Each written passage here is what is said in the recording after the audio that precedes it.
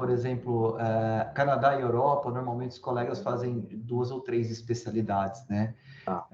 Nos Estados Unidos é um pouco diferente. É raro os colegas que fazem em grandes centros mais do que uma especialidade. Mas eu acho que é interessante. Eu acho que é interessante, porque abre horizontes, entende? Acho que sim. Então, eu gosto de me dedicar a essas 3 áreas de atuação. A variação também, né? É muito interessante, porque a gente relaxa, inclusive, né, Gustavo? Pois é, senão fica monótono, não tem muitos desafios na vida. Mudar o foco, eu acho que é muito legal. Eu faço clínica, né? Depois eu faço cirurgia, eu faço imagem. Isso é muito legal porque roda um pouco, né? Você descansa mentalmente, né? Eu acho que isso é muito interessante. E tem outras opções também, eu gosto de fazer muito pesquisa e de atuar nas 3 áreas, sabe? E são focos um pouco diferentes, às vezes se complementam, enfim. Sim. É bem dinâmico. Perfeito.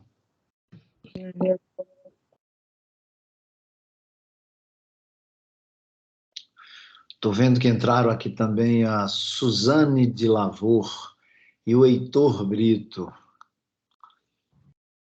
Não conheço o Heitor e a Suzane. Sejam bem-vindos, viu, Heitor e Suzane?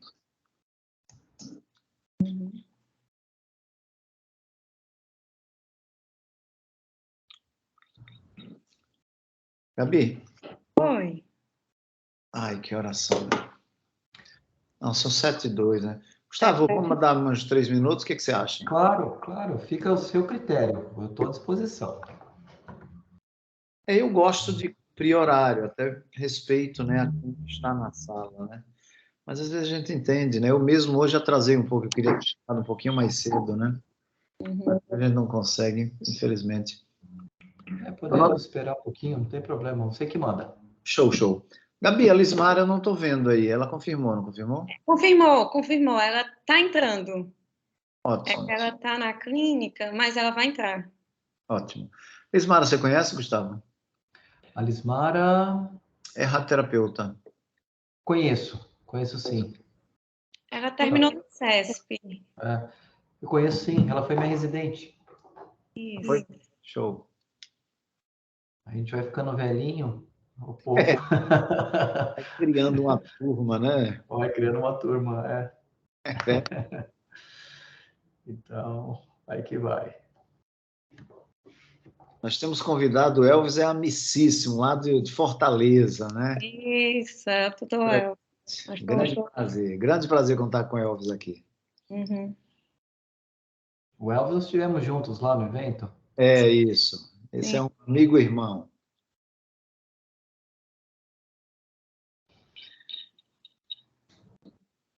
O Raul está dizendo que está na Vita, por isso que está com áudio com problema. Tá.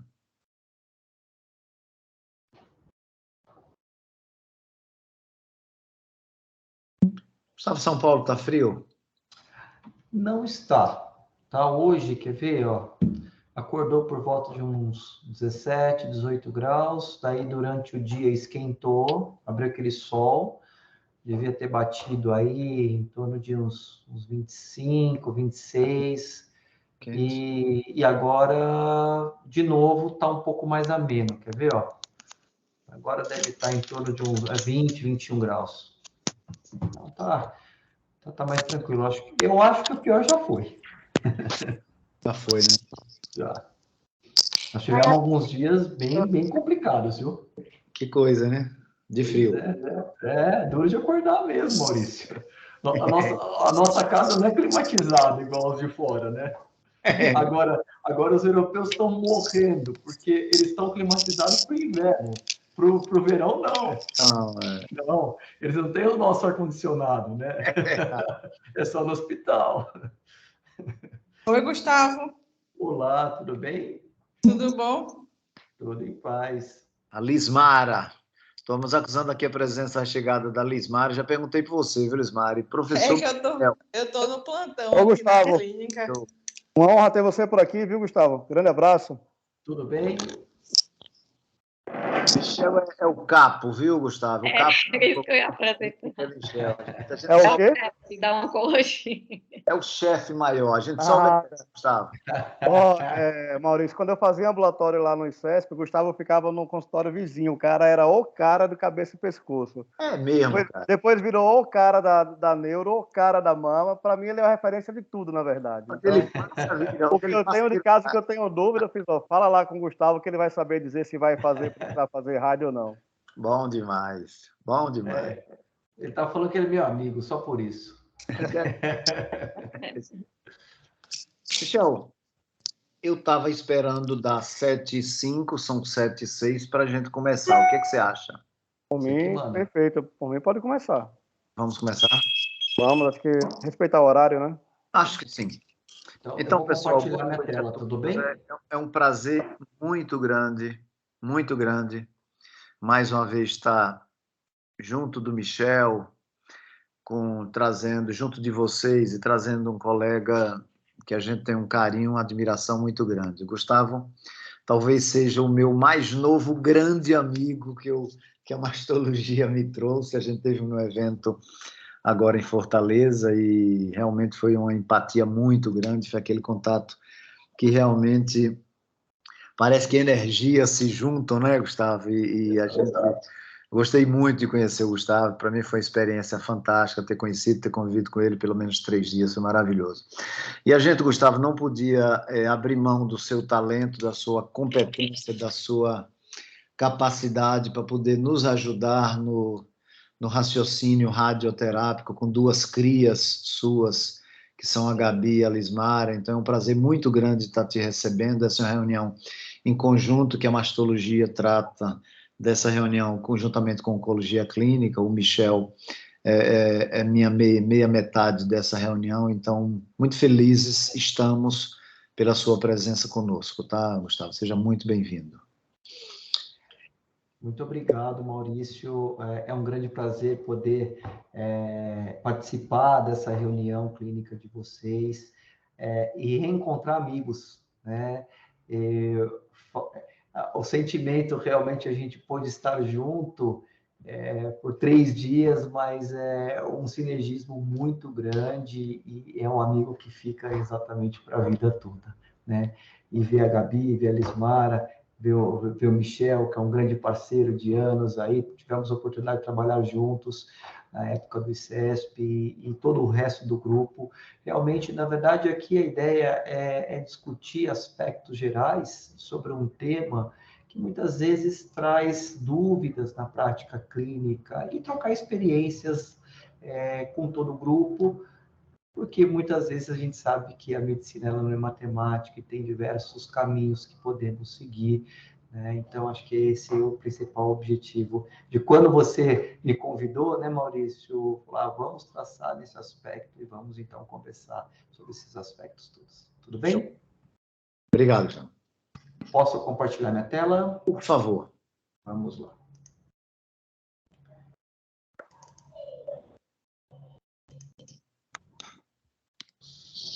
Vou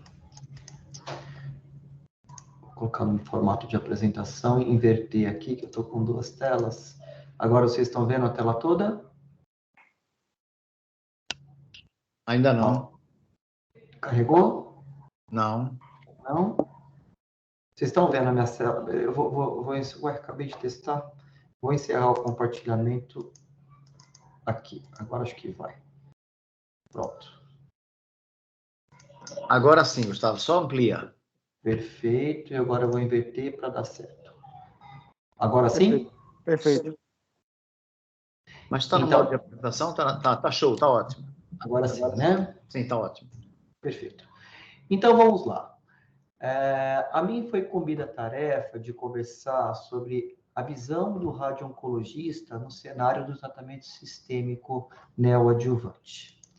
Eu não tenho nenhum conflito de interesse a declarar para essa apresentação, a não ser o fato de ser radio-oncologista.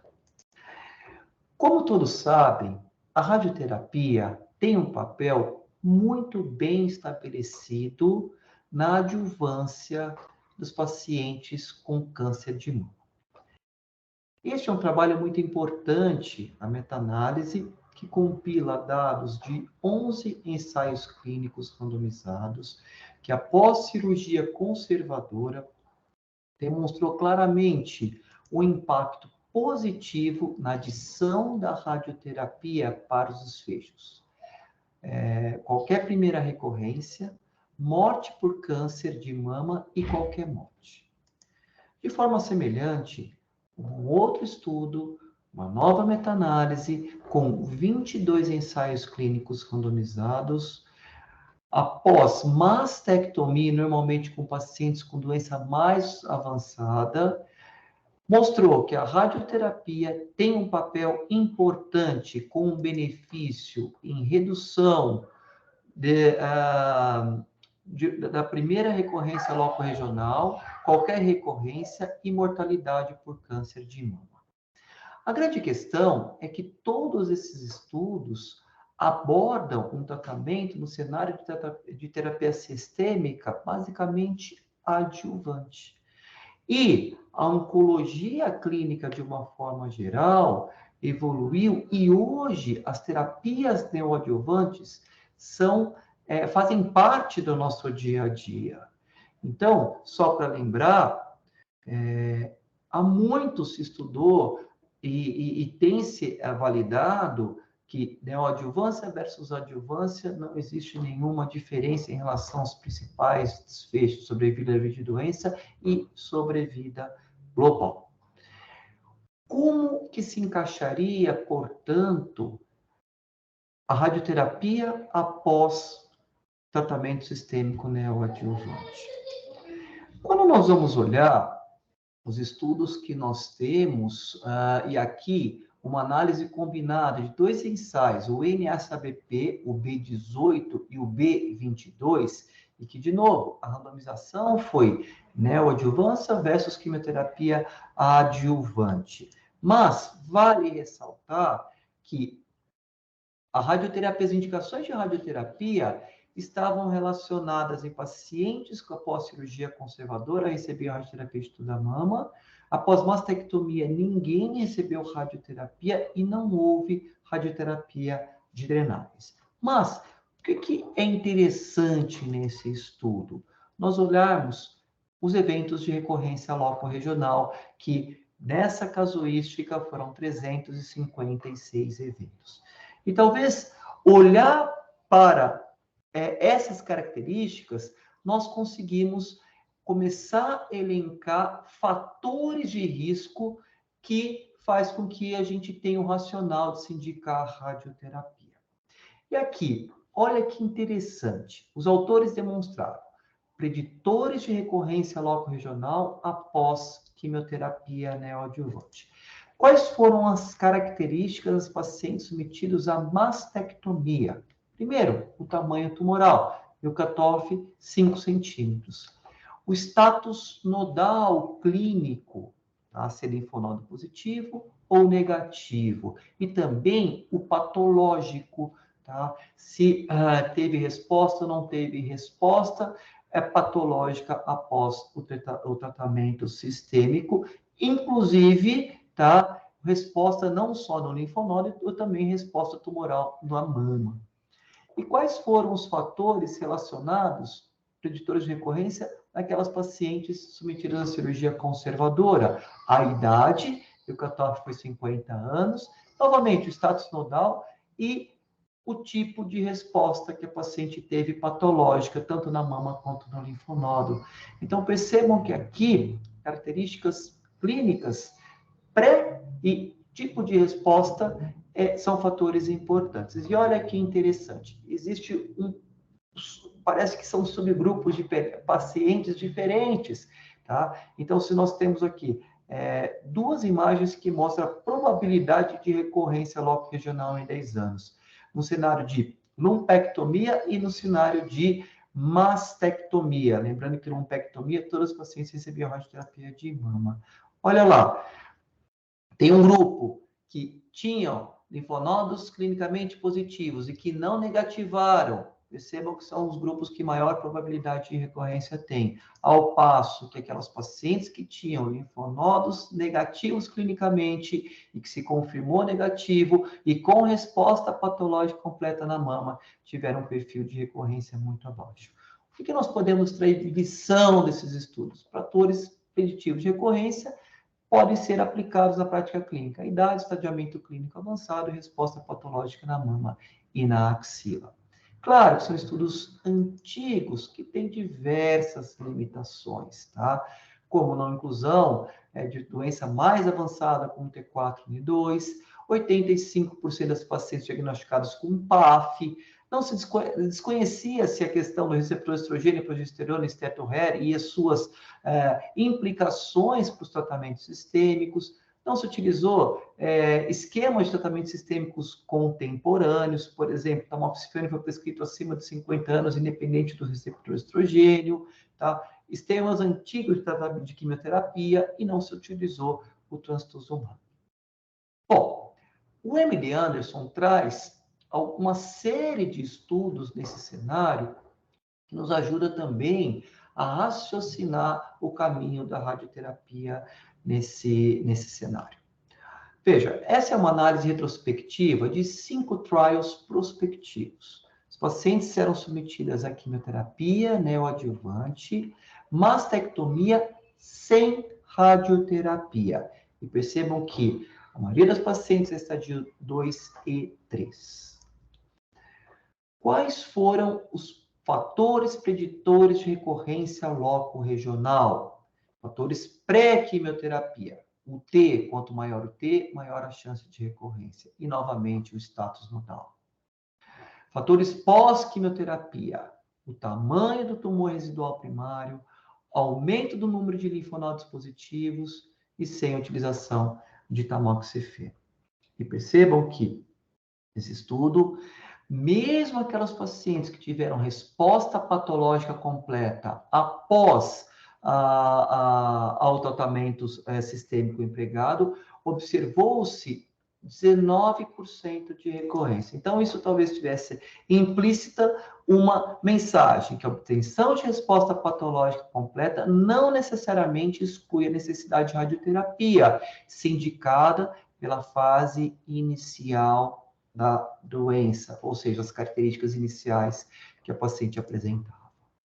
Esse é o segundo estudo, um estudo que compila dados de 6 estudos que os pacientes fizeram quimioterapia neoadjuvante, 100% baseado em antraciclina, 15% em taxanos, e as pacientes fizeram também, as pacientes foram englobadas no período de 1974 a 2000. Estudo relativamente antigo, mas veja, os pacientes todas avaliadas com cirurgia, que foi a mastectomia, e um grupo fez a radioterapia e o outro grupo não fez a radioterapia. Veja que isso aí não é um estudo randomizado, e sim uma avaliação retrospectiva dentro dos 6 estudos do MD Anderson.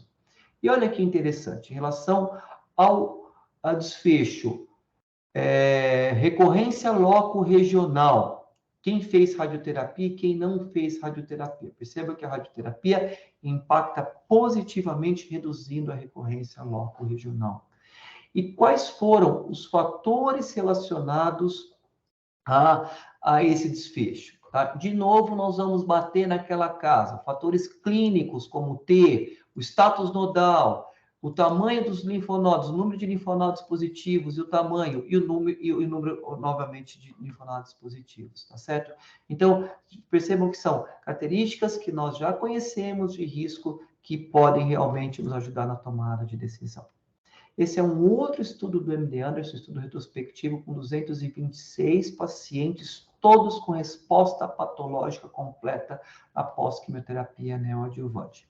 As pacientes eram também submetidas a mastectomia com esvaziamento axilar e o grupo fez radioterapia e o grupo não fez radioterapia. E olha que interessante, aqui estão os dados de recorrência loco-regional e sobrevida. Perceba que quem faz radioterapia tem um benefício nesses 2 desfechos quando se compara ao grupo que não recebeu radioterapia. E esse é um outro estudo interessante que tenta avaliar a questão da omissão da radioterapia dos desfechos oncológicos de pacientes que tiveram resposta patológica completa após quimioterapia neoadjuvante. Foi uma meta-análise com mais de 3.000 pacientes avaliados. Então, importante destacar que nesta corte de pacientes, tá, o que se teve? 98,5% das pacientes que fizeram cirurgia conservadora receberam radioterapia e após mastectomia, 85% dos pacientes tiveram radioterapia. A indicação da radioterapia era baseado no estadiamento inicial, ou seja, os pacientes que tinham doença T3, T4, tinham linfonodos clinicamente positivos ou após a quimioterapia neoadjuvante tinham a permanência de linfonodo positivo. De uma forma geral, em relação ao desfecho, sobrevida livre de recorrência loco-regional e sobrevida livre de doença, a radioterapia impactou positivamente nesse grupo de pacientes.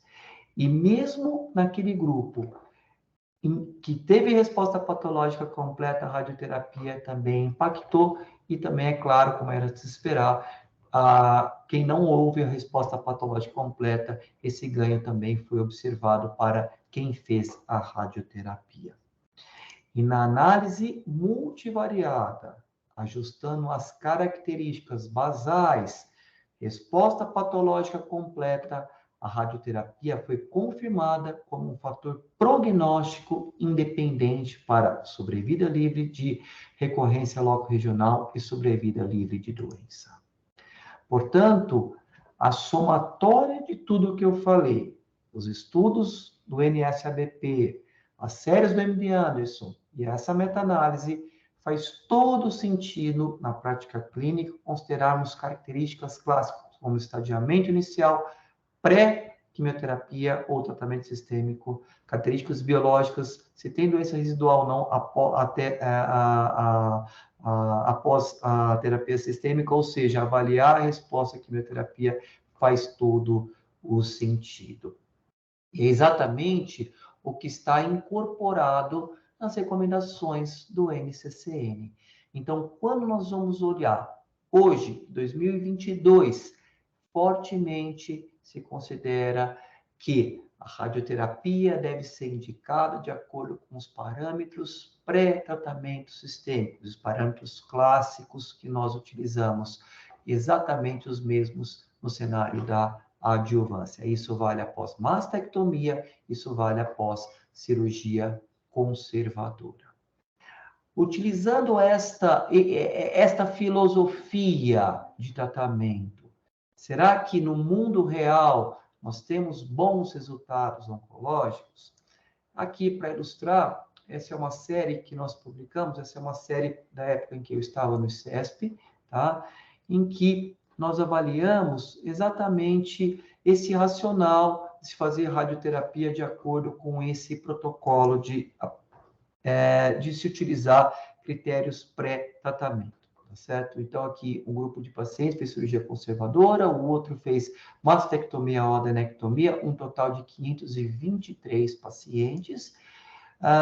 Vale ressaltar que a maioria das pacientes tinham estadiamento 2 e 3, e quando nós vamos olhar os desfechos de sobrevida global, sobrevida de recorrência, são dados compatíveis o que nós observamos na literatura.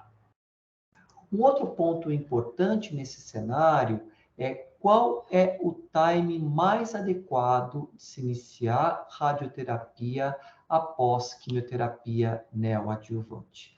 Isso se torna um assunto que tem relevância clínica importante no nosso meio, porque todos nós sabemos que muitas vezes os pacientes têm dificuldade de chegar adequadamente no centro de radioterapia, mesmo estando inseridas num contexto que faz adequadamente a quimioterapia neoadjuvante, consegue operar e, dependendo da estrutura local, a radioterapia não está agregada, a paciente muitas vezes tem que se deslocar por longos quilômetros para conseguir adequar, ou tem uma dificuldade, de fato, para chegar no centro de radioterapia.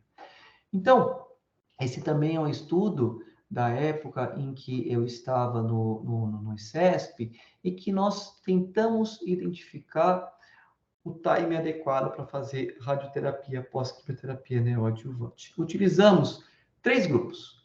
O primeiro grupo, até 8 semanas, de 8 a 16 semanas e mais do que 16 semanas. E olha que interessante.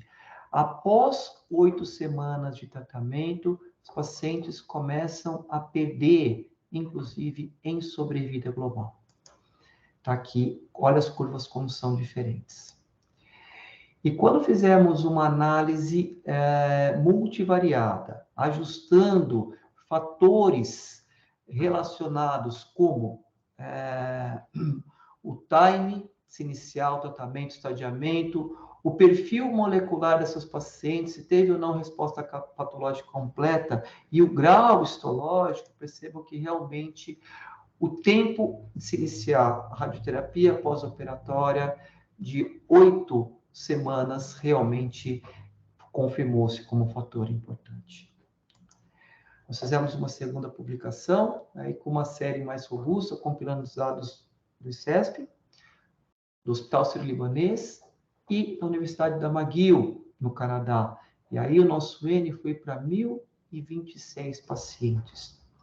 Houve uma diferença nos achados, mas para paciente com doença luminal, tá, nós vimos realmente que o desfecho, recorrência local, fez sentido, tá, e foi diferente quando os pacientes receberam radioterapia até 8 semanas. Nós temos algumas perspectivas, uma vez que, como vocês viram, até agora eu não mostrei nenhum ensaio clínico randomizado, fase 3, para colocar o papel da radioterapia a despeito de resposta ou não de tratamento. Mas esse estudo é muito interessante, o estudo do NSABP, que quando nós tivermos dados maduros, talvez a gente consiga otimizar melhor as indicações de radioterapia. Então, são pacientes com tumor de mama, T1 a T3 N1, tá? Submetidas à quimioterapia neoadjuvante e, tendo resposta patológica completa, nodal, randomização feita, radioterapia sem drenagem, radioterapia com drenagem, lembrando que após a cirurgia conservadora da mama, as pacientes recebiam claramente radioterapia da mama, tá? E desfecho primário, intervalo livre de recorrência. Existem outros estudos, esse é um outro, só para me citar, que também as pacientes são divididas, tá? De acordo com o tipo de resposta e a filosofia da radioterapia também está embutida de acordo com os achados. Então, mais uma vez, prospectivamente, eu acredito que nós devemos ter aí algo a se apresentar no futuro.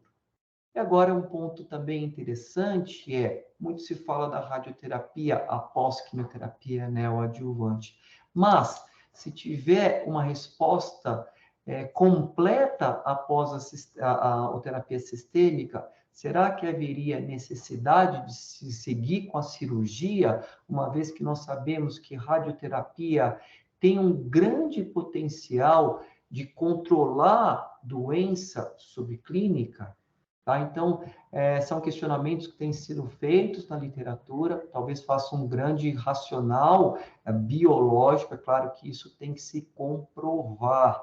Tá? Então, só para ilustrar, existe um trial em andamento, um estudo fase 2 do MD Anderson para avaliar essa perspectiva.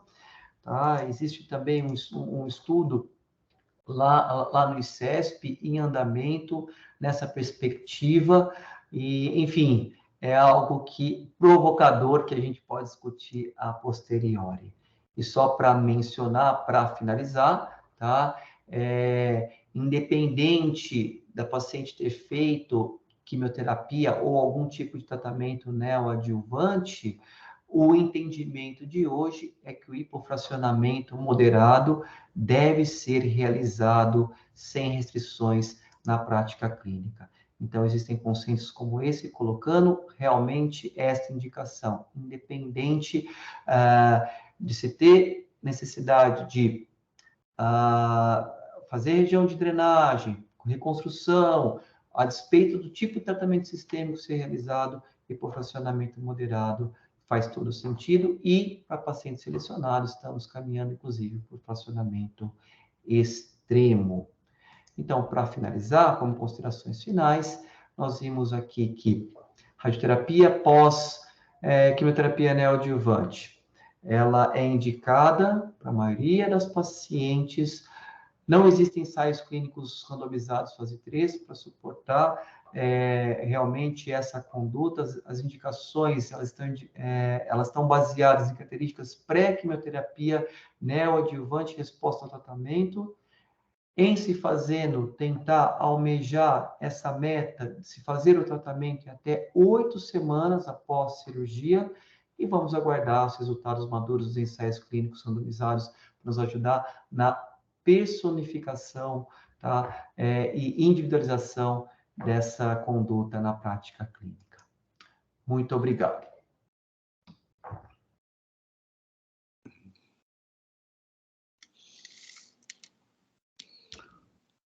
Gustavo, eu queria dizer que me surpreendeu, cara. Eu acho que eu tinha algumas perguntas a fazer e eu fui me respondendo todas. Eu confesso que eu tô meio sem graça aqui, cara. Eu vim para desossar tudo que você queria fazer, mas você arrebentou, Gustavo. Fantástico, fantástico, fantástico. Eu não sei a impressão de vocês, mas a impressão é absurda sobre o que aconteceu aqui. Eu tenho um questionamento só sobrou um, Gustavo, e é tentando fazer uma análise crítica. Naqueles estudos que foi a primeira parte da sua aula, que é sobre os números, né, apresentados em relação à sobrevida global, né, livre de doença e livre de recidiva local, se eu não estou enganado, os trabalhos foram realizados até 2015. E eu vi trabalhos de 2008, 2009, alguma coisa assim. Posso estar enganado.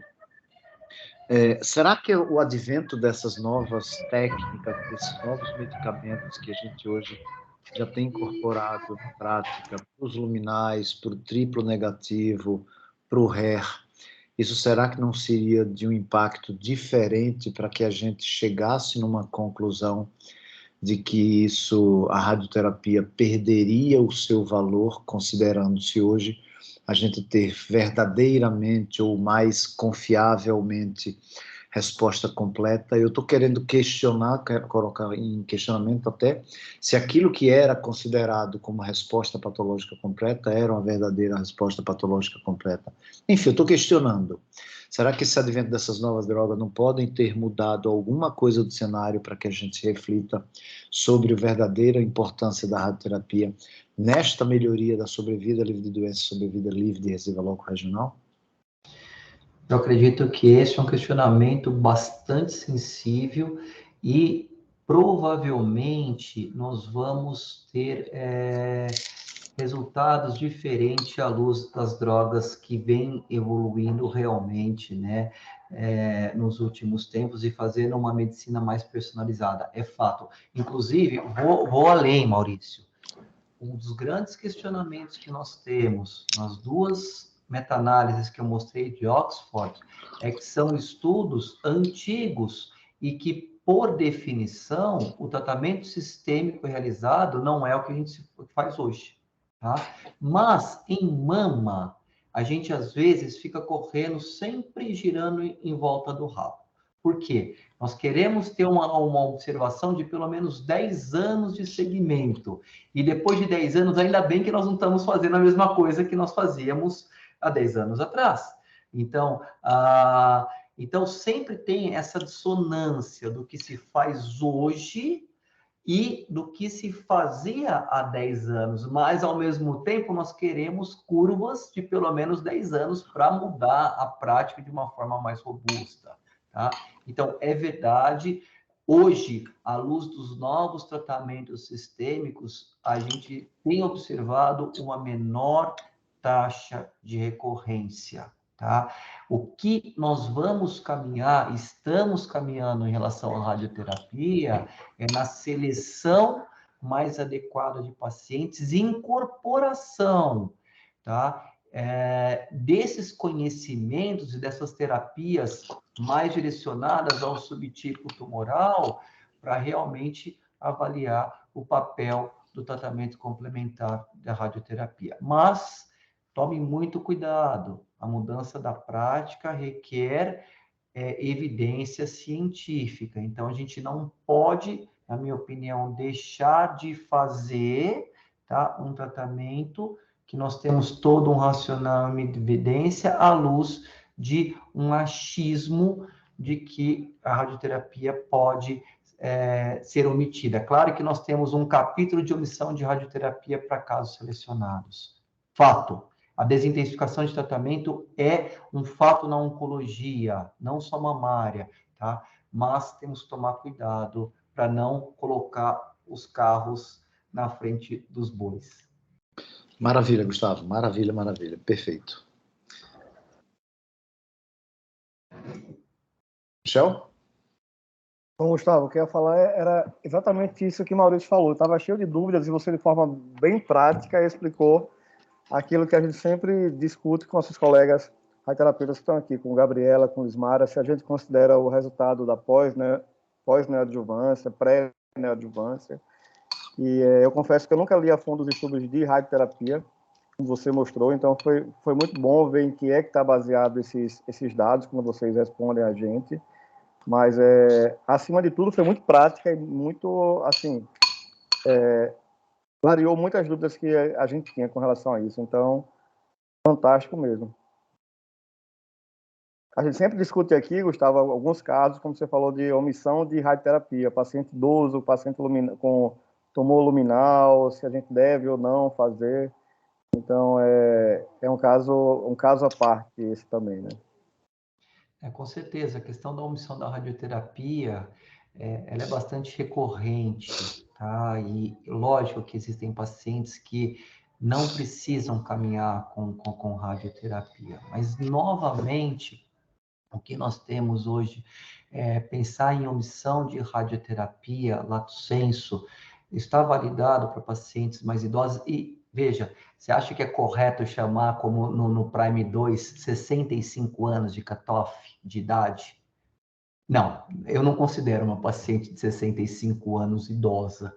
E se colocar no CALGB, que é o estudo que tem maior maturidade, foi 70 anos. Tudo bem, 70 anos a gente pode aceitar mais facilmente como idoso, mas qual que é essa paciente de 70 anos? Uma coisa é uma paciente de 70 anos, que tem muitas comorbidades, é aquela senhora que já infartou, que teve AVC, que tem um diabetes, aquela obesidade, enfim, né? E outra paciente de 70 anos que é corredora de maratona. Entende? Então, a perspectiva de vida ela é muito importante. E lembrando também, Michel, você sabe muito bem dessa questão, é que essas pacientes, hoje em dia, são candidatas, inclusive, a fazer radioterapia com o esquema do Fast Forward, em 5 aplicações. Ou seja, começa na segunda, termina na sexta-feira. Tá? E aí vem um questionamento, na verdade, os protocolos acabam colocando pacientes perfil luminal e que devem fazer hormonioterapia. Vamos colocar num cenário otimizado até 3 anos, né? Então, se por um acaso essa paciente descontinuar a hormonioterapia, talvez, e não fazer a radioterapia, talvez ela vai perder 2 benefícios de controle local e talvez a gente tenha aí um problemão no futuro, quando ela tiver 75, 76, 77 anos, né? Enfim, claro que não é para fazer em todas as pacientes, mas eu acho que nessa questão da omissão, eu costumo sempre brincar com os meus residentes, né? É mais difícil contraindicar um tratamento do que indicar um tratamento, né? Então, por isso que acho que vale a pena essas questões todas serem trazidas para o tumor board, para que todos tenham, né, condições gerais aí de colocar fatores para otimizar adequadamente a escolha de tratamento ou não tratamento para os pacientes. Hoje em dia, eu geralmente acabo que eu ligo para quase todas as minhas pacientes, eu ligo para o colega radioterapeuta, escuto o caso, porque muitas vezes a gente fica em dúvida realmente se tem indicação ou não. Então, e às vezes eu mando para ouvir a opinião, você sabe disso, para saber se concorda ou não com a radioterapia, que eu acho que quem mais tem prioridade para saber disso são vocês, né? Então, eu tenho muita dúvida, mas hoje, a partir de hoje, vou ter menos, com certeza. Gustavo, os seus dados, eles, acima de tudo, eles foram convincentes. A sua apresentação, acima de tudo, foi convincente. E, obviamente, a gente que faz cirurgia, principalmente que se dedica à reconstrução, a gente não gosta de ver um trabalho radioterápico prejudicando o nosso resultado, aumentando as cifras de contraturas e por aí vai. Mas mais do que isso, a gente quer sobrevida, né? A gente quer qualidade de vida, a gente não quer recidiva. Eu acho que os seus dados eles foram muito claros no que diz respeito a os dados que a gente tem hoje trazem benefício em respostas completas. Perfeito. Qual seria um caso, Gustavo, em que você hoje se sente confortável a desindicar uma radioterapia, mesmo ela estando na sua primeira parte da aula, onde teve a resposta completa, por isso, eu não vou fazer radioterapia, mesmo estando ali preconizado em fazer. Qual seria aquele caso que você diz, nesse tipo de paciente eu tenho conforto em desindicar a radioterapia? Olha, essa é uma pergunta interessante também, Maurício. Veja, o que eu acho é que nós temos algumas pacientes que até com indicações de radioterapia que são mais borderlines, tá? Então, não é muito incomum na prática clínica, aquela paciente que vem e faz mastectomia, tá? Clássica, eu não vou entrar na seara da adenectomia, porque daí é outro capítulo.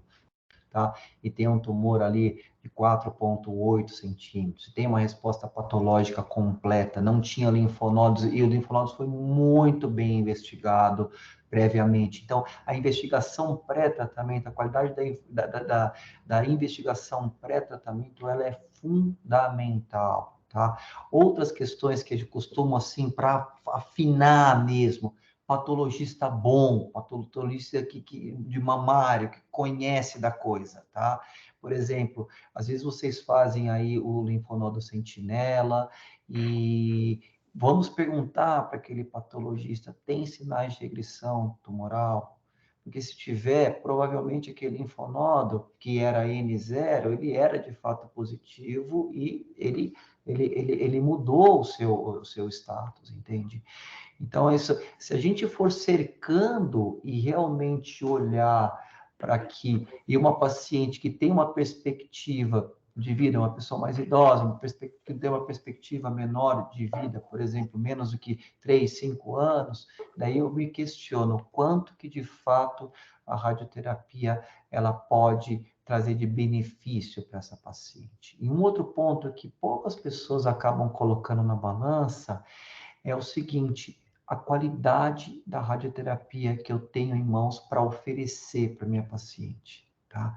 Então, isso não é achismo, não é perfumaria. A qualidade da radioterapia muda desfecho.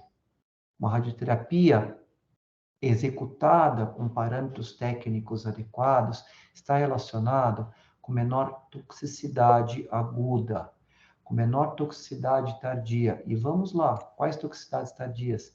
Primeiro, toxicidades importantes, como diminuição de mortalidade por doença cardíaca. Isso é artigo publicado na JCO. Diminuição de pneumonite sintomática. Vamos falar do seu lado, que você gosta muito da reconstrução, né? Nós discutimos, inclusive, isso lá em Fortaleza. Quando nós respeitamos uma distribuição de dose adequada na mama, evitando que tenha pontos de dose acima do almejado, nós reduzimos a chance de contratura capsular muito. Lógico que a radioterapia, ela impacta no aumento da contratura, fato, tá?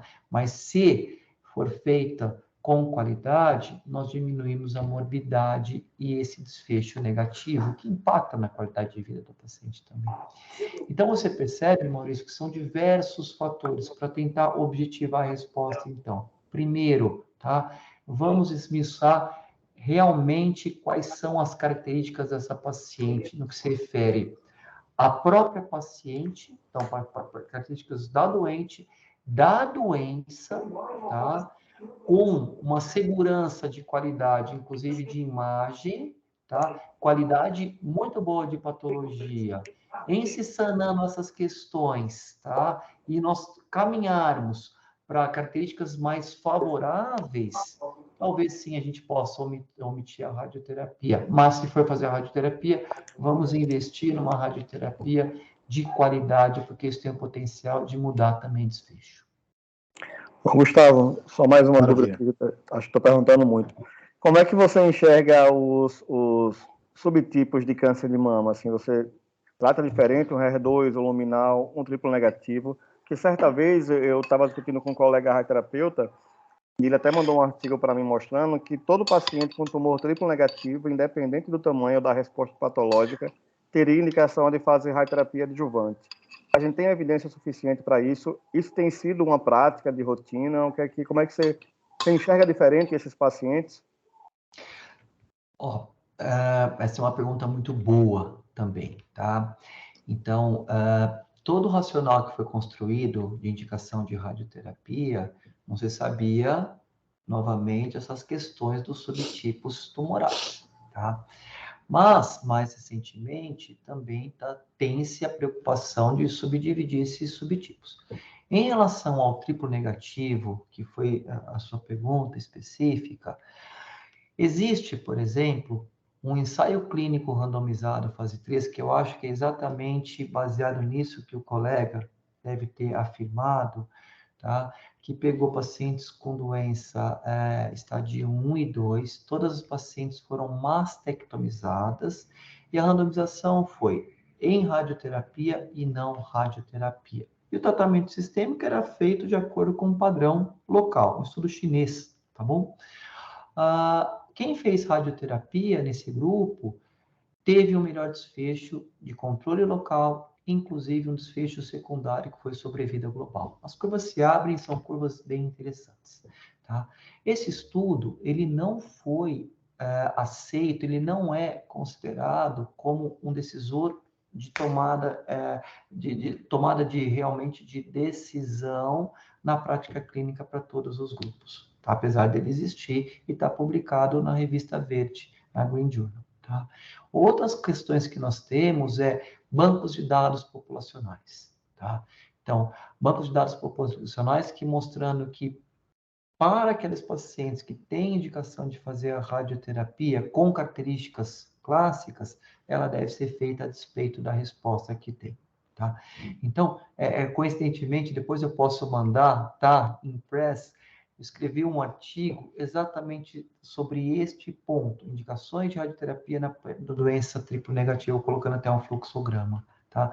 Então, ao que tudo indica, tá? Nós temos mais racional para caminhar com a radioterapia do que não no doença triplo negativa. Por exemplo, doença triplo negativa não pode se considerar fazer radioterapia parcial da mama, mesmo na doença T1, doença pequena, tá? T1 N0, é claro, tá?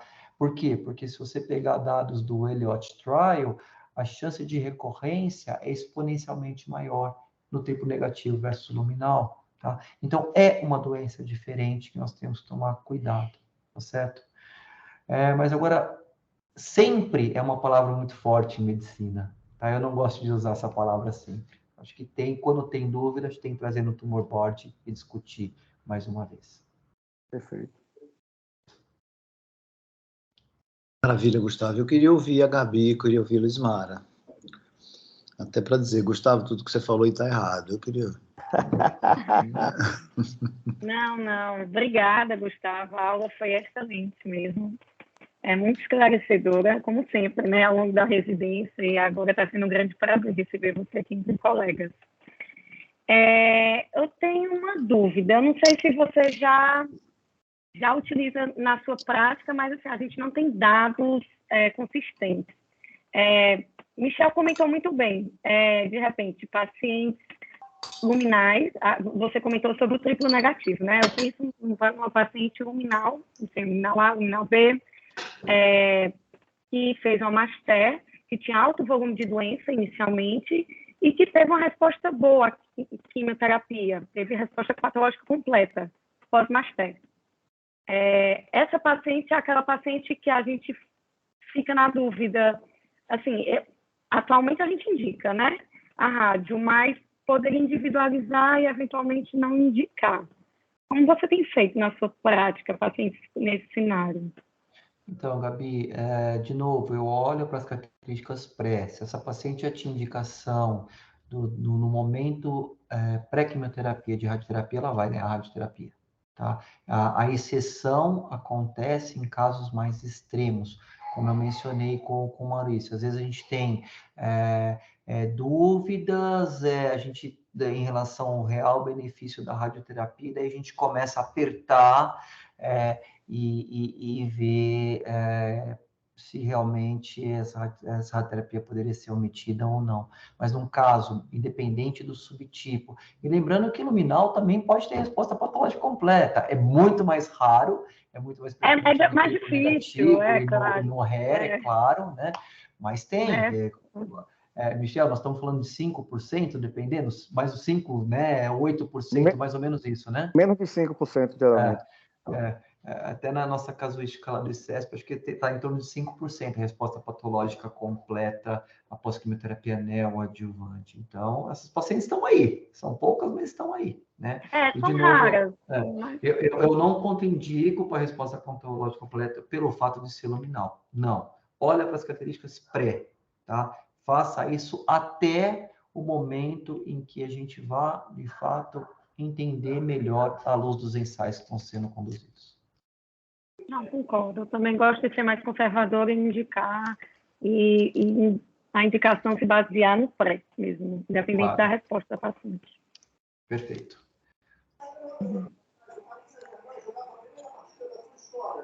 Boa noite.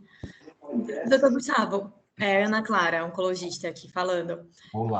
Posso tirar uma dúvida? Na verdade, seria uma dúvida prática, assim, de um caso que recentemente eu discuti com meus colegas da residência, mais cenário de vida real fora do particular, né? Fora do privado, aquelas coisas que às vezes chegam na nossa mão e você não sabe exatamente o que seria o certo.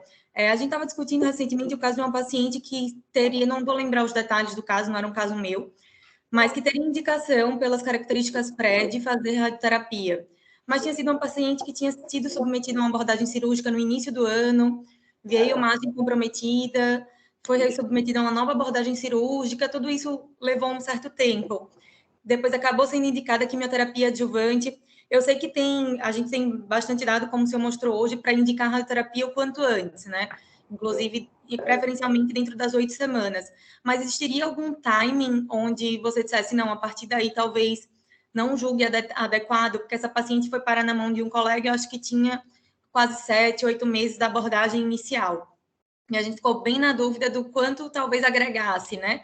O colega acabou encaminhando, pedindo avaliação do especialista, né? Que no caso, eu acho que é o mais indicado, mas aí eu fiquei bem na dúvida se adequaria e se existe um timing, assim, onde a gente pode esse benefício seja perdido, assim, a gente já tenha mais certeza de que, não, poxa, perdemos a data. Essa é uma pergunta que quem já trabalhou com SUS sabe que, infelizmente, não é infrequente. Tá? A gente, às vezes, tem que ficar costurando E às vezes é uma paciente que perde uma consulta por uma questão burocrática, ela se perde no sistema e 1 mês, 2 meses, 3 meses, chega para fazer um tratamento adjuvante que era para acontecer em 1 mês, 4, 5 meses, 6 meses após, tá? O que eu acho? Se essa paciente tiver características reais para caminhar com a radioterapia, vamos supor, uma paciente que tinha um tumor de 5 centímetros e vem com 4 linfonodos positivos. Essa paciente que tem um altíssimo risco de recorrência loco-regional. Fato, tá? Então, na minha opinião, eu não deixaria de oferecer radioterapia para ela, tá? Mesmo após 6, 7 meses aí do final da terapia sistêmica. Mas um cuidado muito especial deve ser feito. Daí é aquela paciente que a gente tem que pegar no colo, né? Você tem que pegar no colo e ver se já não tem uma recorrência. Porque eu já peguei na minha prática clínica alguns casos, infelizmente, que chegaram tardiamente e fizemos um reestadiamento, pumba, recorrência local. Tá? Doença macroscópica ali, daí para tudo de novo. Daí volta, reestadia sistemicamente, não tem recorrência, leva o paciente para o tumor board, pede para o cirurgião, pelo amor de Deus, olha o que já aconteceu com essa paciente, dá para você reoperar? Dá. Aí todo mundo abraça essa paciente e opera, a gente irradia, entendeu? Então, acho que a questão aqui é, se tiver forte indicação de tratamento, eu considero fortemente, sim, seguir com a rádio. Tá? Agora, cuidado, que é um caso diferente. E você sabe uma coisa interessante? Como nós temos aí, você bem sabe, né? Os grupos que mais publicam são os americanos, os europeus, né? Os canadenses. E normalmente essa questão social, apesar de existir, não é que é um mar de alegria lá só, né? A gente sabe que tem problemas também de acesso. Mas essa situação não é tão deflagrada. Eu me lembro direitinho, quando eu fui apresentar o estudo do time da adjuvância, da radioterapia adjuvante no contexto neoadjuvante, tá? da quimioterapia neoadjuvante, lá no Congresso Europeu, né? Me questionaram com uma surpresa, nossa, mas como que vocês demoram mais do que 16 semanas para fazer? E tinha uma proporção enorme de pacientes acima de 16 semanas, entende? Eu falei, olha, questão social, dificuldades, enfim, tá? Mas acho que, de uma forma geral, são casos que às vezes acontece, que se tiver, de novo, uma forte indicação, um risco de recorrência loco-regional, se não tiver já tido uma recorrência, eu faria o tratamento sim.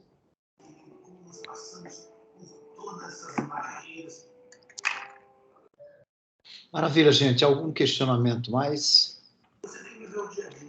Nós tivemos algumas perguntas aqui no chat que eu vi, mas eu acredito que todas foram respondidas.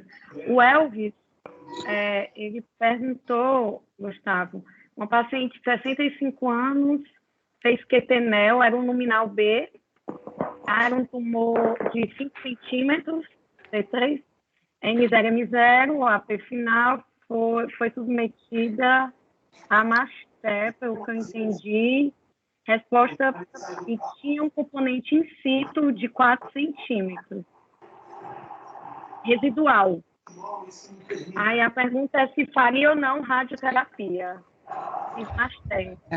Então, de novo, um tumor de 5 centímetros é um T3, que tem indicação de fazer radioterapia. Agora, a gente nunca vai saber, isso que vai angustiar nesse caso. Se sobrou 4 centímetros, a gente não espera que tenha resposta ao componente in situ após terapia sistêmica. A gente sabe que não existe isso, né? Então, quanto daquele componente tumoral de 5 centímetros realmente era invasivo ou não? Agora, não tem como, na minha opinião, fechar os olhos e não irradiar essa paciente. Faria só a terapia de plastrão para ela, tá? 15/267 vai morrer de plastrão. Ô, Gustavo. Oi. Rapidinho, só uma pergunta. Você falou, o Michel falou também sobre trabalho, né, de triplo negativo. Paciente, assim, com paciente T2, mas paciente jovem, triplo negativo, submetida a Masté, N0, você pondera assim, idade ou não? Você não indica adjuvância? Então, Lismara, essa é uma pergunta bacana, que talvez seja o maior limbo no triplo negativo nessa situação, tá? A paciente que não tem indicações clássicas de adjuvância. Veja, é paciente T1, T2, tá? Ou seja, tumor menor que 5 centímetros e com axila negativa. É exatamente isso, porque o restante teria indicação de fazer a radioterapia. Tumor maior que 6 centímetros e linfonodo positivo, ponto, tá? É exatamente esse cenário que tem o racional do estudo chinês, tá? Indicando o benefício da radioterapia, e também quando a gente vai ver no banco de dados populacional do National Cancer Database e também do CIR norte-americano, tem algumas publicações indicando que faz sentido seguir com a radioterapia, tá? Tem uma revisão muito bonita, publicada na Red Journal, por alguns colegas que são brilhantes radio-oncologistas lá nos Estados Unidos, e que consideram depois no fluxograma, nessa situação, falam o seguinte: considerar fortemente a radioterapia individualizando caso a caso, tá? Se você for olhar no NCCN, não existe nenhuma menção ao fato de ser triplo negativo, você indicar ou não. No fluxograma desse paper que eu mencionei para vocês, que está impresso, eu vou depois compartilhar, eu coloco a seguinte situação: considerar fortemente o tratamento para esse subgrupo de pacientes, tá? Eu tenho preocupação com a doença triplo negativa em relação à recorrência. E a gente pega bastante, né? Paciente jovem, exatamente nesse cenário. E a né, idade, Michel? a gente sabe que a idade é um fator de recorrência clássico. Paciente E, infelizmente, cada vez mais nós estamos vendo pacientes jovens com tumor triplo negativo. Tá? Então, acho que... E às vezes, Gustavo, a gente acaba que um oncologista, junto com o mastologista, a gente teve um caso recentemente, não foi um caso meu, mas foi um caso da equipe, que era uma paciente jovem que fez quimioterapia NEL, teve resposta, ela tinha doença residual, triplo negativo, tinha que fazer o Xeloda, mas era um tumor grande, que tinha um alto risco de recidiva local, e a mastologista queria que a gente fizesse o Xeloda concomitante com a rádio. Era um tumor muito agressivo, tal, a gente discutiu, mas ela ainda queria que fizesse todo jeito. A gente revisou e viu que não tem evidência para isso, para fazer concomitância nesse cenário adjuvante, colocar o Xeloda junto com a radioterapia. Mas como é que vocês têm comportado com relação a isso? Vocês avaliam o risco de recidiva local ou sistêmica para saber o que vai vir primeiro, a rádio ou o Xeloda? Essa é uma pergunta muito bacana também, viu, Michel? Porque o papel do Xeloda está bem estabelecido na adjuvância, nessa doença que não teve resposta e agora pembro, né? patológica, e o pembro também, né? Mas veja, na maioria das vezes, quando a gente vai olhar os estudos que respaldam a conduta, é feita uma adjuvância, a maioria dos pacientes, adjuvância após a radioterapia, tá? Então, e hoje, a gente consegue entregar o paciente de volta para vocês, rapidinho. Tá? Então, se no passado chegava-se até... Olha que interessante. Fracionamento de 1,8 Gray, totalizando 28 Grays na primeira fase, mais 16 Gray de boost. Nossa Senhora! Eram quase... quer ver? São 28 mais 16 aplicações. Olha que loucura! Aonde chegou os seus fracionamentos da radioterapia. E hoje, a gente entrega de volta depois de 3 semanas de tratamento. Tá? Então, eu acho que não tem justificativa nenhuma da gente não esperar a radioterapia para começar essa adjuvância.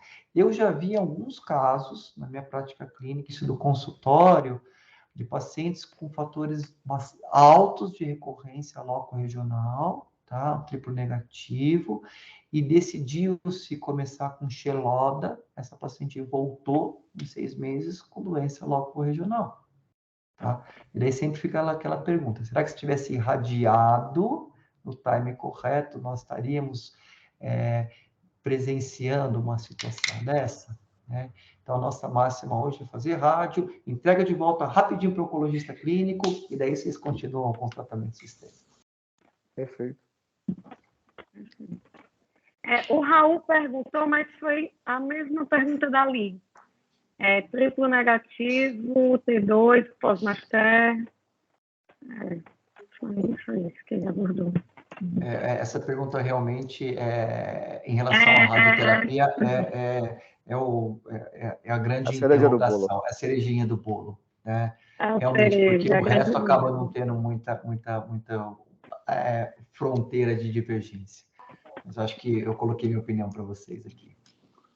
Doutor Gustavo, seria mais uma curiosidade, forja um pouquinho o tema da aula, mas só para aproveitar a sua presença aqui, e como o doutor gosta de pesquisar bastante, eu tenho certeza, na verdade, porque eu vou perguntar, talvez a gente não tenha muito dado, mas é só para saber se surgiu alguma coisa ou se tem alguma coisa nesse sentido.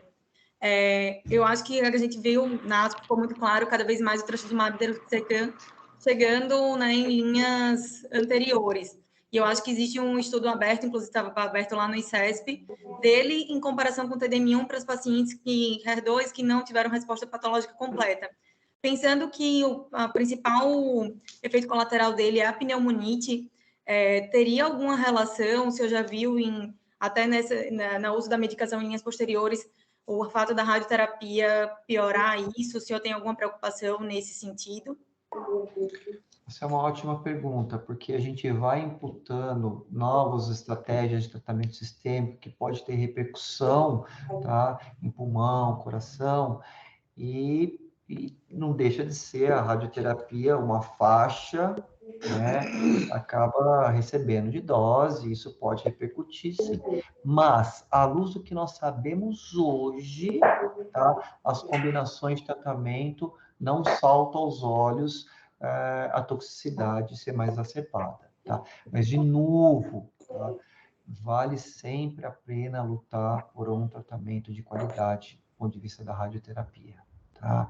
Então, quando a gente vê aquela publicação que eu mencionei previamente no JCO, mostrando um aumento de mortalidade cardíaca com técnicas mais antigas, quando se comparada com trials mais recentes, é exatamente isso, tá? Então, dose alta no coração. Veja, quantas vezes você viu na sua prática clínica, eu estou perguntando para você, porque você é um pouco mais nova mesmo, de propósito, tá? Porque eu acho que você não vivenciou técnicas de radioterapia em que se fazia 2D de rotina, tá? Então, quantas vezes você vivenciou um paciente com uma pneumonite radioinduzida incapacitante? Eu acho que se você teve um caso, assim, talvez você nunca tenha visto nenhum, né? Diferentemente do meu amigo Maurício, que é uma pessoa que tem uma estrada maior, não é velho, só tem uma estrada um pouquinho maior, em que ele viveu a transição, tá, da radioterapia 2D feita num cobalto, tá? Então, é interessante que nós conseguimos até hoje ver pacientes, às vezes vem no ambulatório de vocês, pacientes que tratou há 20, 30 anos no cobalto, você vê a pele da paciente, você bate o olho e você vê, essa paciente tratou num cobalto. Você acha que não tem uma pneumonite ali? Tem, entendeu? Então, assim, acho que para a gente ter certeza disso que eu estou te falando, só o tempo vai nos dizer, tá? Mas eu acredito que, à luz do que se tem hoje, nada de muito preocupante. Podemos seguir, sim, dentro de segurança. Gustavo, você, de forma maldosa... Professor Maurício, mas eu vou salvar o senhor, viu? Porque a gente aqui em Aracaju, até pouco tempo, tínhamos radioterapia de cobalto. Porque ele sabia desse detalhe, entendeu? Obrigado, Michel. Já não peguei essa época, viu, Michel? Mas eu digo o seguinte, o fato já de não é do meu tempo. O fato de eu ter formado com 7 anos de idade não significa dizer que eu sou bom. Mas estrada, sim.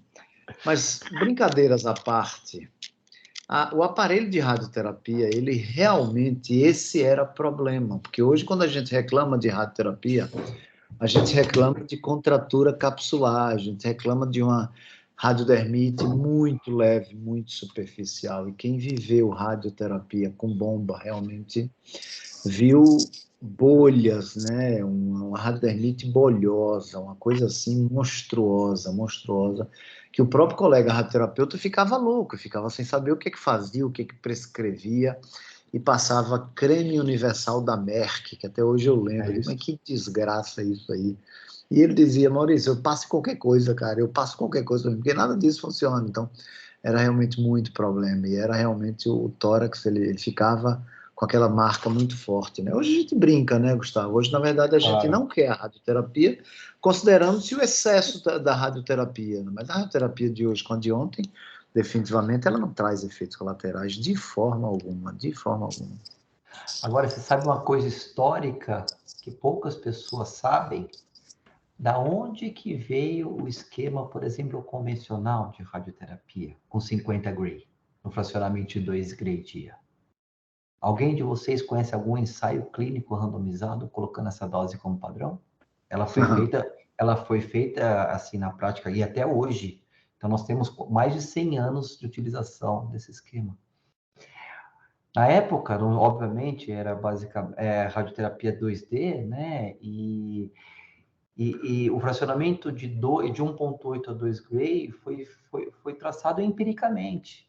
E parava-se na dose por volta de 50 Grays, porque é a que estava bem, entre aspas, com uma reação, né? O povo fala queimado, não queima nada, mas estava vermelho, estava fazendo quase bolha, e daí parava, daqui não dá mais, entende?